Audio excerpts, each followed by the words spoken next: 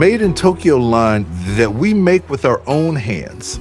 Flagship line that perfectly reproduces rare, collectible models.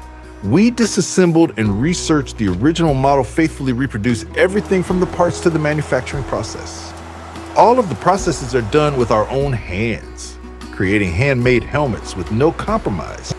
Macau, a helmet manufacturer that existed in California from the 1950s to the 1970s.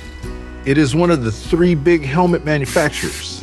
The quality and uniqueness that comes from their handmade manufacturing process that makes them unable to mass produce are overwhelming. Shell is made of FRP, like the original at the time. Handmade fiberglass shell. It has a gel coat finish instead of a painted surface. Pinhole, uneven color joints of mold, so we have reproduced the texture of the original.